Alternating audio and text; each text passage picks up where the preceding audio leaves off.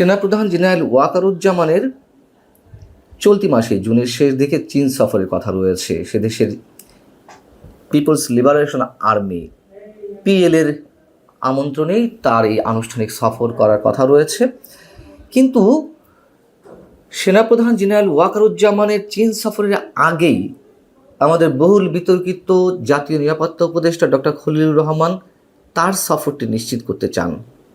কেন সেনাপ্রধানের চীন সফরের আগেই বেইজিং সফরে যেতে চান ডক্টর খলিলুর রহমান, সে বিষয়ে অবশ্য নিশ্চিত করে কিছু জানা যায়নি। তবে চীন সফর নিশ্চিত করার জন্য তিনি 16 জুন সোমবারই বাংলাদেশে নিযুক্ত চীনের ভারপ্রাপ্ত রাষ্ট্রদূত লিউ ইউয়েনের সঙ্গে নাকি সাক্ষাৎ করেছেন এবং সাম্প্রতিক সময়ে যে লন্ডন সফর প্রধান উপদেষ্টা তার সফর সঙ্গী হয়েছিলেন ডক্টর খলিলুর রহমান, সেই লন্ডন সফরের আগেও বাংলাদেশে নিযুক্ত চীনা রাষ্ট্রদূত ইয়াও ওয়েনের সঙ্গেও তিনি দেখা করেছেন। যেহেতু চীনা রাষ্ট্রদূত ইয়াও ওয়েন তার নিজ দেশে এই মুহূর্তে অবস্থান করছেন, ভারপ্রাপ্ত রাষ্ট্রদূত দায়িত্ব পালন করছেন লিউ ইউয়েন, তার সঙ্গে তিনি সোমবার দেখা করেছেন।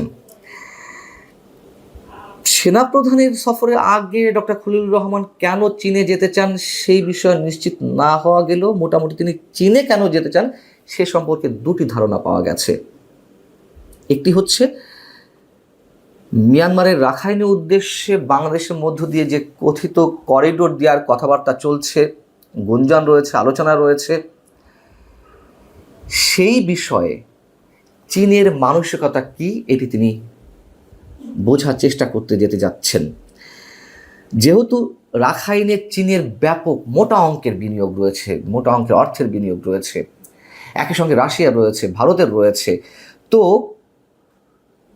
করিডোর দেওয়ার আড়ালে মার্কিন স্বার্থ বাস্তবায়ন বা যুক্তরাষ্ট্রের যে আধিপত্য কায়েম হবে, যেগুলো গুঞ্জন রয়েছে, সেটি তো নিশ্চয় চীন ভালোভাবে নেবে না এবং চীন তখন কোন ধরনের ভূমিকা অবতীর্ণ হয় সেটি বোঝার চেষ্টা নাকি করতে যেতে চাচ্ছেন ডক্টর খলিলুর রহমান। এবং একই সঙ্গে সেখানে পাকিস্তানের সামরিক গোয়েন্দা প্রধান লেফটেন্যান্ট জেনারেল আসিম মালিকের সঙ্গে যেন দেখা হয়, সাক্ষাতের বিষয়টি নিশ্চিত করা যায়, সে বিষয়ে নাকি দেন দরবার করছেন ডক্টর খলিলুর রহমান। এবং আমরা তো জানি আসিম মালিক সাম্প্রতিক সময়ে বা মাঝে একবার ঢাকা এসেছিলেন, এরকম তো গুঞ্জন রয়েছে, কার কার সাথে বৈঠক করেছেন। করিডোরের বিষয়টি না হয় বুঝলাম, কিন্তু পাকিস্তানের সামরিক গোয়েন্দা প্রধানের সঙ্গে দেখা করতে চান যে গুঞ্জনটি শুরু হয়েছে, সেটি কেন হবে, কি কারণের পিছনে আমরা জানি না। আর গত 6 জুন ঈদের আগের দিন জাতির উদ্দেশ্যে আমাদের প্রধান উপদেষ্টা যে ভাষণ দিলেন, সেই ভাষণে যে তিনি মন্তব্য করলেন মানবিক করিডোর দেওয়ার বিষয়ে কোনো ধরনের কোনো আলোচনা কারোর সঙ্গে হয়নি এবং এই বিষয়টিকে তিনি গুজব বলে উড়িয়ে দিলেন, গুজবকারীদের তিনি প্রতিহতের ঘোষণা দিলেন। আমরা বিশ্বাস করতে চাই যে এরকম কিছু হচ্ছে না বা হবে না, কিন্তু সরকারের মধ্য থেকেই যে নানান ধরনের বিতর্কিত মন্তব্য এসেছে, পরস্পর বিরোধী বক্তব্য এসেছে, পররাষ্ট্র উপদেষ্টা, জাতীয় নিরাপত্তা উপদেষ্টা, প্রধান উপদেষ্টা, প্রেস সেক্রেটারি, ইভেন আমাদের প্রধান উপদেষ্টা, সেই জায়গা থেকে আমরা তো ডক্টর মোহাম্মদ ইউনূসের উপরে আস্থা রাখতে পারি না, কোনোভাবেই না, সেটি রাখার কোনো অবকাশ নেই। আমরা ধরে নিলাম যে আমরা গুজবে বিশ্বাস করছি, আমরা আমাদের মধ্যে গুঞ্জন চালাচ্ছি। সেনাপ্রধান বা সেনাবাহিনী তো আর এসব গুঞ্জনে কান দেওয়ার কথা নয়। সেনাপ্রধান কেন একেবারে সুনির্দিষ্টভাবে বলবে যে নো ব্লাডি করিডোর? তার কাছে কি তথ্যের অভাব আছে? নিশ্চয়ই এমন কিছু হয়েছে এবং অবশ্যই আমাদের স্বাধীনতা সার্বভৌমত্বের জন্য সেটি হুমকির, যে কারণে সেনাপ্রধান সেই কথাগুলো বলেছেন অফিসার্স অ্যাড্রেসে। যদিও 7 জুন থেকে, অর্থাৎ জাতির উদ্দেশ্যে যে ভাষণ দিলেন 6 জুন আমাদের প্রধান উপদেষ্টা, তারপর থেকে করিডোর ইস্যুটি বেশ ধামাচাপা পড়ে গিয়েছিল। তারপরও আবার নতুন করে বিষয়টি আলোচনা এসেছে। জাতীয় নিরাপত্তা উপদেষ্টা যে চীন সফরে যেতে চাচ্ছেন, এটিকে কেন্দ্র করে আবার তিনি লন্ডনে গিয়ে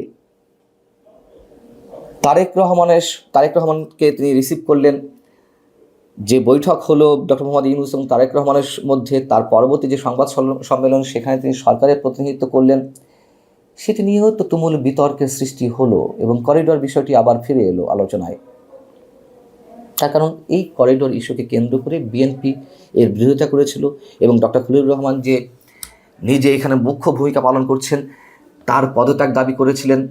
তিনি বিদেশি নাগরিক, তিনি সহ আর 2 উপদেষ্টা, ছাত্র উপদেষ্টাদের তিনি বিএনপি পদত্যাগ দাবি করেছিল। সেই খলিলুর রহমান কিভাবে লন্ডনে গিয়ে এই ধরনের ভূমিকা অবতীর্ণ হন? যখন বিষয়টি নিয়ে নানান ধরনের সমালোচনা শুরু হলো, বিভিন্ন মহলে বিএনপিও সমালোচনার শিকার হলো, তারেক রহমান সমালোচনার শিকার হলেন। পরবর্তীতে এসে সোমবারই রাজধানীতে একটি অনুষ্ঠানে বিএনপি স্থায়ী কমিটির সদস্য সালাউদ্দিন আহমেদ তিনি একটি মন্তব্য করেছেন সংবিধানের আলোকে এবং সরকার গঠনের আলোকে। তিনি বলছেন, অন্তর্বর্তী সরকারের উপদেষ্টা পরিষদ গঠিত হয়েছে এবং সাংবিধানিক বৈধতা রয়েছে। আর্টিকেল 106 অনুসারে সুপ্রিম কোর্টের অ্যাডভাইজারি রুল অনুসারে এই সরকার গঠিত হয়েছে। সংবিধান যেভাবে বলছে তা হচ্ছে উপদেষ্টারা মন্ত্রীর মর্যাদা ভোগ করবেন এবং মন্ত্রী হওয়ার জন্য যেসব যোগ্যতা থাকতে হয় সেটা উপদেষ্টা মণ্ডলীকে মাথায় রাখতে বলবো।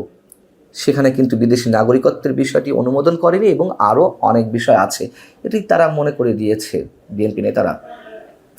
এবং ডক্টর খলিলুর রহমান তার যে পাসপোর্ট সেখানে নাকি তার নাম রয়েছে রজার রহমান। তার সহধর্মিণীয় মার্কিন নাগরিক, যিনি নিজে মার্কিন নাগরিক, যদিও তিনি বলেছেন যে এটি প্রমাণ করতে হবে। কারণ প্রমাণ কে করবে? তারা যদি প্রমাণ করতে দিতে না চান, কার সাধ্য আছে সেটি প্রমাণ করার? এই খলিলুর রহমানের উপরে ডক্টর মোহাম্মদ ইউনূস এখন অনেকাংশে নির্ভরশীল। ডক্টর খলিলুর রহমান তিনি 2 মাসের মাথায়, প্রথমে তিনি নিযুক্ত হলেন রোহিঙ্গা বিষয়ক হাই রিপ্রেজেন্টেটিভ হিসেবে। 2 মাসের মাথায় তিনি এতটাই আস্থাভাজন হয়ে গেলেন ডক্টর মোহাম্মদ ইউনূসের যে জাতীয় নিরাপত্তা উপদেষ্টার পদও বাগিয়ে নিতে পারলেন। এবং এই যে তুমুল বিতর্ক একের পর এক ডক্টর খলিলুর রহমানকে নিয়ে, তারপরে তার পদ এতটুকু নড়বড়ে হয়নি, বরং আবারও খলিলুর রহমান করিডোর ইস্যুতে বেশ জেগে উঠেছেন এমনটাই গুঞ্জন রয়েছে বা শুরু হয়েছে। আমাদের